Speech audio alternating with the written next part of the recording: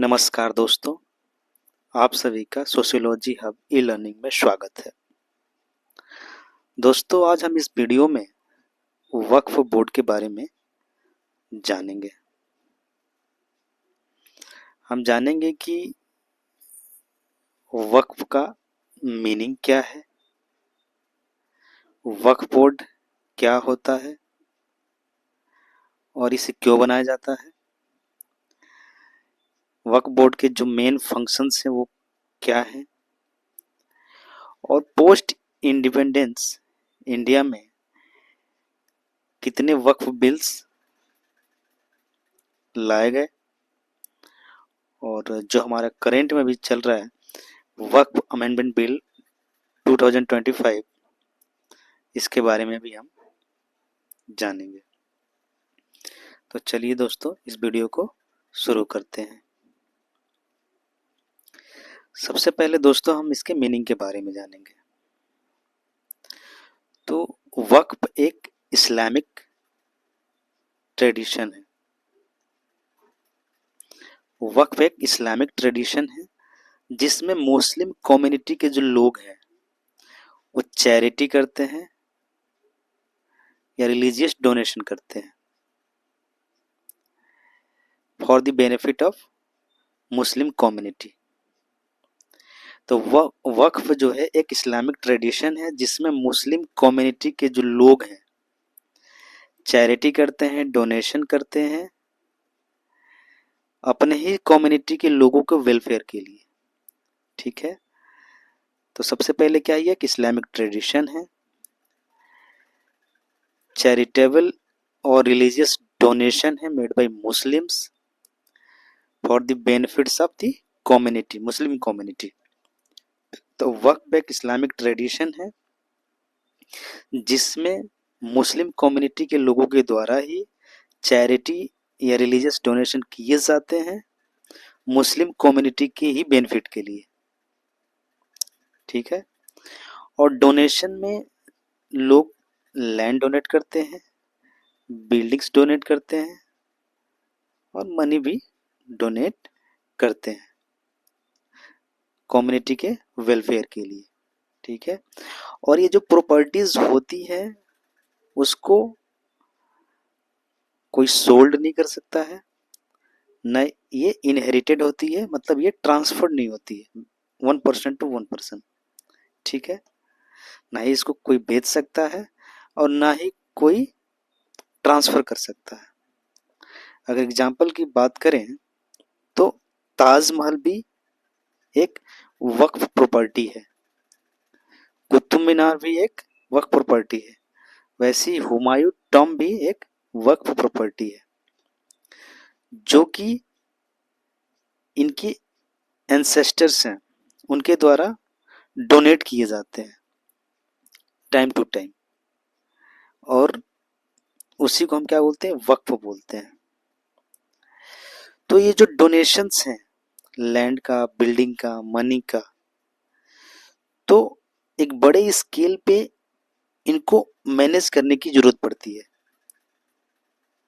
और उसी के लिए वक्फ बोर्ड का निर्माण किया गया, वक्फ बोर्ड को क्या किया गया, इस्टेब्लिश किया गया। ठीक है, तो जो वक्फ बोर्ड है ये क्या है, स्टैच्यूटरी बॉडी है। स्टैच्यूटरी बॉडी से मतलब है कि ये एक कानूनी प्रक्रिया के द्वारा बनाई गई है। जो हमारा देश का लेजिस्लेटिव सिस्टम है उसने इसको बनाया है वक्फ बोर्ड को, मतलब ये देश के नियम और कानून के तहत बनाया गया है। ठीक है, और ऐसे बॉडी को हम स्टैच्यूटरी बॉडी कहते हैं। और ये जो बोर्ड है उसका काम क्या है, मैनेज करना, रेगुलेट करना और प्रोटेक्ट करना वक्फ प्रॉपर्टीज को। जो भी वक्फ प्रॉपर्टीज होती हैं उसको मैनेज करता है, रेगुलेट करता है और क्या करता है, प्रोटेक्ट करता है, और इसी के लिए वक्फ बोर्ड को बनाया गया है। ठीक है, और ये जो वक्फ बोर्ड होते हैं मेनली जहाँ पे मुस्लिम मेजोरिटी होती है, ये लार्ज मुस्लिम पॉपुलेशन रीजन्स होते हैं, वहाँ पे वक्फ बोर्ड बनाए जाते हैं। अगर कंट्री की बात करें तो जैसे इंडिया है, पाकिस्तान, बांग्लादेश है। यहाँ पे आपको वक्फ बोर्ड देखने को मिलता है। अब हम बात करेंगे कि जो मेन फंक्शन है वक्फ बोर्ड के वो क्या क्या है। ठीक है, तो वक्फ बोर्ड क्या करता है, रिकॉर्ड रखता है किसका, वक्फ प्रॉपर्टीज का। तो वक्फ प्रॉपर्टीज का रिकॉर्ड को मेंटेन करता है कौन, वक्फ बोर्ड। और इन वक्फ प्रॉपर्टीज से जो इनकम आती है, ठीक है, उसको भी कौन मैनेज करता है, वक्फ बोर्ड ही मैनेज करता है। और जो वक्फ बोर्ड है वो ये इंश्योर करता है कि जो पैसे हैं, जो फंड्स हैं, उसका जो यूटिलाइजेशन है कम्युनिटी वेलफेयर के लिए हो रहा है, और रिलीजियस इंस्टीट्यूशंस के लिए हो रहा है, और सोशल सर्विसेज के लिए हो रहा है। ठीक है, मतलब जिस पर्पज के लिए डोनेशंस हो रहे हैं वो पर्पज अल्टीमेटली फुलफिल हो रहा है कि नहीं हो रहा है, ये काम किसका, वक्फ बोर्ड का ये मेन काम है, इस चीज को मॉनिटर करना। ठीक है, साथ ही साथ जो वक्फ बोर्ड है डिस्प्यूट्स को रिजॉल्व करने की कोशिश करता है। जितने भी वक्फ प्रॉपर्टीज हैं और उनसे जो रिलेटेड डिस्प्यूट्स हैं, ठीक है, उनको लेकर उसको रिजॉल्व करने का काम करता है वक्फ बोर्ड। अब हम बात करेंगे कि इंडिया में पोस्ट इंडिपेंडेंस कितने वक्फ बोर्ड बिल्स जो है लागू हुए हैं। तो पोस्ट इंडिपेंडेंस जो पहला एक्ट आया था वक्फ को लेकर वो आया था 1954 में। ठीक है, इसको पार्लियामेंट के द्वारा 1954 में पास किया गया था, पार्लियामेंट के द्वारा 1954 में। ठीक है, और इसलिए पास किया गया ताकि जितने भी वक्फ प्रॉपर्टीज हैं उनको मैनेज किया जा सके, और एक स्टैंडर्ड जो एडमिनिस्ट्रेशन है अक्रॉस इंडिया, ठीक है, उसको मैनेज किया जा सके। ठीक है, मतलब पूरे इंडिया में जितने भी वक्फ प्रॉपर्टीज हो उनके लिए एक स्टैंडर्ड रूल्स बनाया जाए और एडमिनिस्ट्रेशन बनाया जाए उनके देखभाल के लिए। तो सबसे पहले आया था ये 1954 में। तो इसके जो की फीचर्स थे इस एक्ट के, तो ये था कि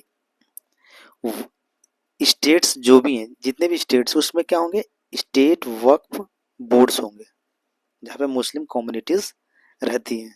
ठीक है, स्टेट वक्फ बोर्ड्स होंगे जो भी प्रॉपर्टी है उनके सुपरविजन के लिए एंड कंट्रोल के लिए। ठीक है, और जितने भी वक्फ प्रॉपर्टीज हैं उनका जो रजिस्ट्रेशन है वो क्या किया है, कंपलसरी कर दिया गया, ताकि उसका रिकॉर्ड को क्या किया जा सके, मैनेज किया जा सके।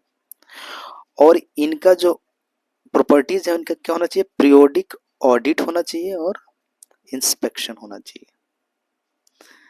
इस एक्ट में जो 1954 का एक्ट था उसमें इस बात को लागू किया गया। ठीक है, और 1954 जो एक्ट था इसमें अमेंडमेंट किया गया 1995 में। ठीक है, इस एक्ट को 1954 से सीधे 1995 में। इसमें क्या किया गया कि पहले वाले में आपने देखा कि स्टेट वक्फ बोर्ड्स, ठीक है, स्टेट वक्फ बोर्ड्स बनाए गए थे। अब इनके ऊपर भी एक सेंट्रल वक्फ काउंसिल बनाया गया। ठीक है, जो किसके अंडर काम कर रहा था, मिनिस्ट्री ऑफ माइनॉरिटी अफेयर्स। जो माइनॉरिटी अफेयर्स की मिनिस्ट्री थी उसके अंडर में एक बनाया गया सेंट्रल वक्फ काउंसिल, जो उसके नीचे स्टेट वक्फ बोर्ड से उनको क्या करेगा, कंट्रोल करेगा, उसको इसमें ऐड किया गया। ठीक है, और इससे इसने क्या किया, सेंट्रल जो वक्फ काउंसिल था, ठीक है, इसने स्टेट वक्फ बोर्ड्स को क्या किया, पावर दिया, स्ट्रेंथन किया, मजबूती दिया। ठीक है, अच्छे से काम करने के लिए। और 1995 में का जो अमेंडमेंट था उसमें भी मैंडेटरी रजिस्ट्रेशन की बात की गई कि जितने भी वक्फ प्रॉपर्टीज हैं उनका जो रजिस्ट्रेशन वो क्या है, मैंडेटरी है। ठीक है, और इनकी जो ड्यूटीज है और रिस्पॉन्सिबिलिटीज है वो क्या किया गया, पावर से उसको डिफाइन किया गया कि मतलब सेंट्रल वक्फ काउंसिल है, इसके क्या पावर्स होंगे, क्या ड्यूटीज होंगे। स्टेट वक्फ बोर्ड से उनके क्या पावर्स होंगे, ड्यूटीज होंगे, वो लिटरली क्या किए गए, डिफाइंड किए गए। उसके बाद जो अमेंडमेंट हुआ, एक्ट आया, वो आया 2013 में, ठीक है।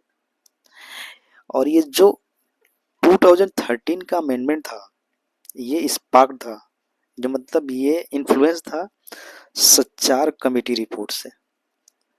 सच्चार कमेटी रिपोर्ट आई थी हमारी 2006 में, ठीक है।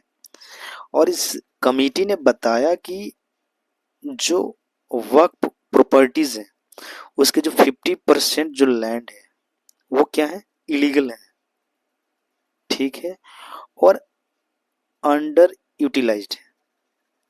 एक तो इलीगल है और अंडर यूटिलाइज्ड है, मतलब उनका कोई यूटिलाइजेशन नहीं हो रहा है मुस्लिम कम्युनिटी के लिए, वो भी कितना, 50% प्रॉपर्टीज। तो ये एक बड़ा ही मुद्दा था, इसलिए इसमें प्रोविजन किया गया कि टाइम टू टाइम जो वक्फ प्रॉपर्टी है इनका क्या होगा, सर्वे होगा। तभी तो हमें पता चलेगा कि जो प्रॉपर्टीज है उनका सही में इस्तेमाल हो रहा है कि नहीं हो रहा है, कोई चीज लीगल हो रही है या इलीगल हो रही है। इसलिए टाइम टू टाइम बाउंड के हिसाब से क्या कर दिया, सर्वे कर दिया गया। और ट्रिब्यूनल खोल दिए गए, ठीक है, क्षेत्रीय ट्रिब्यूनल्स खोल दिए गए, ताकि जो भी डिस्प्यूट्स हैं उसको समय से पहले क्या किया, रिजॉल्व किया जा सके, ठीक है। और ये इसमें अमेंडमेंट किया गया कि अगर कोई भी व्यक्ति मिसयूज, ठीक है, ये इंक्रोचमेंट करता है प्रॉपर्टीज का, तो उसके ऊपर क्या होगी, पेनाल्टीज लगेगी, ठीक है, पेनाल्टीज लगेगी। तो ये था अमेंडमेंट 2013 में। और इसी में प्रपोज्ड किया गया अमेंडमेंट डिजिटल इंडिया के तहत कि जितने भी वक्फ प्रॉपर्टीज हैं उनको डिजिटलाइज किया जाए। अब डिजिटलाइज होगा तो किसी भी चीज को क्या कर सकते हैं आप, तुरंत रिकॉर्ड देख सकते हैं, ठीक है। उसमें आपको कहीं ज़्यादा ढूंढने की जरूरत नहीं पड़ती है। अगर डेटा नेटवर्क पे रहेगा तो आप कोई व्यक्ति कहीं से भी उस चीज को देख सकता है। तो इससे क्या होगा, एक ट्रांसपेरेंसी बढ़ती है, ठीक है, आप किसी चीज को ट्रैक कर सकते हैं। और उसी के तहत बनाया गया Waqf management system of India, जिसे हम वामसी बोलते हैं, Waqf management system of India, better tracking and transparency के, कि जितनी भी प्रॉपर्टी है उनका अच्छे तरीके से ट्रैकिंग किया जा सके और वो ट्रांसपेरेंट हो। नेक्स्ट हम बात करेंगे वक्फ अमेंडमेंट बिल 2025 सॉरी, जो अभी करंट में चल रहा है, जो कि आप न्यूज़ में भी देख रहे होंगे या फिर यूट्यूब्स पे भी देख रहे होंगे कि लोग इसका विरोध कर रहे हैं। जो मुस्लिम कम्युनिटी के लोग हैं या जो अपोजिशन पार्टीज हैं वो इसका क्या कर रहे हैं, विरोध कर रहे हैं। तो हम जानेंगे कि जो अमेंडमेंट है 2025 में, उसके जो की प्रोविजंस क्या क्या है, ठीक है। तो दोस्तों इसमें दो मेन प्रोविजंस हैं। पहला है inclusion of non Muslim members, मतलब जो भी बोर्ड होंगे उसमें एक नॉन मुस्लिम मेंबर होगा, ठीक है। और मुस्लिम मेंबर कहाँ कहाँ पे होगा, सेंट्रल वक्फ जो काउंसिल होगा वहां पे भी एक नॉन मुस्लिम मेंबर हो सकता है, और स्टेट वक्फ बोर्ड के अंदर भी एक नॉन मुस्लिम मेंबर होगा। तो जो ये प्रोविजंस लाने वाले लोग हैं और जो ये जो आप बोल सकते हैं जो इसके सपोर्ट में, उनका मानना है कि इससे क्या होगा, ट्रांसपेरेंसी बढ़ेगी, ठीक है, वक्फ प्रॉपर्टीज को लेकर। और जब ट्रांसपेरेंसी बढ़ेगी तो जो करप्शन है वो क्या होगा, कम से कम देखने को मिलेगा। और दूसरा जो प्रोविजन है वो है government authority over dispute properties, मतलब इसमें बात की गई है कि अगर कोई भी डिस्प्यूट प्रॉपर्टीज है, ठीक है, उसमें गवर्नमेंट डिसाइड कर सकती है कि वो प्रॉपर्टी किसके पास होगी। गवर्नमेंट को पावर दी गई इसमें, ठीक है, कि उस प्रॉपर्टी का ओनर कौन होगा, इसमें ये बात की गई है। मतलब गवर्नमेंट के पावर की बात की गई है। तो इसीलिए लोग इसका विरोध कर रहे हैं, कुछ लोग सपोर्ट कर रहे हैं। तो जो सपोर्ट कर रहे हैं उनका क्या पर्सपेक्टिव है पहले वो देखेंगे, और फिर जो विरोध कर रहे हैं उनका क्या पर्सपेक्टिव है उस पर भी चर्चा करेंगे, ठीक है। तो पहले हम सपोर्टिव पर्सपेक्टिव की बात करते हैं। तो दोस्तों जो जो एडवोकेट कर रहे हैं इस बिल को लेकर, ठीक है, जो इस बिल को एडवोकेट कर रहे हैं उसमें यूनियन माइनॉरिटी जो अफेयर्स मिनिस्टर है किरेन रिजिजू, ठीक है, किरेन रिजिजू है जो, वो और इस बिल को बनाने वाले जो लोग हैं, ठीक है, उनका मानना है कि ये अमेंडमेंट करके हम करप्शन को क्या कर सकते हैं, रोक सकते हैं। और इस बोर्ड में जो मिसमैनेजमेंट है, जो वक्फ इंस्टीट्यूशन है उसमें जो मिसमैनेजमेंट है उसको हम क्या कर सकते हैं, खत्म कर सकते हैं। ये उनका मानना है, ये सपोर्टर्स पर्सपेक्टिव है। बट जो क्रिटिक कॉन्सेंस है, मतलब जो अपोजिशन पर्सपेक्टिव है, उनका मानना है कि ये जो माइनॉरिटी राइट्स का क्या है, अंडरमाइनिंग है। मतलब जो मुस्लिम कम्युनिटी है वो क्या एक माइनर कम्युनिटी है, तो उसका जो राइट्स है उसका क्या है, राइट्स को क्या किया जा रहा है, हनन किया जा रहा है, राइट्स को छीना जा रहा है, ठीक है। ये जो कॉन्स्टिट्यूशनल राइट्स है, ठीक है, उसको ब्रेक किया जा रहा है। ये अपोजिशन का क्या है, पर्सपेक्टिव है, ठीक है। और उनका पर्सपेक्टिव ये भी है कि जो अपोजिशन है उनका पर्सपेक्टिव ये भी है कि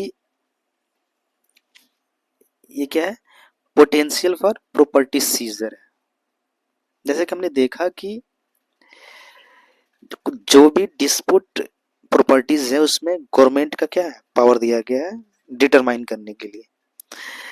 तो इस कम्युनिटी को लगता है, जो बोर्ड मेंबर्स हैं उनको लगता है कि अगर ऐसा होता है तो गवर्नमेंट क्या करेगी, जितने भी डिस्प्यूट्स लैंड्स है प्रॉपर्टीज है उनको क्या कर लेगी, जब्त कर लेगी, वो गवर्नमेंट के अंडर में ले लेगी। तो उससे उनका जो राइट्स है, जो उनकी प्रॉपर्टी है उनसे क्या हो जाएगी, छीन जाएगी, ठीक है। और जब प्रॉपर्टी ही नहीं रहेगी तो वो अपने मुस्लिम कम्युनिटी के लिए बेहतर नहीं कर पाएंगे।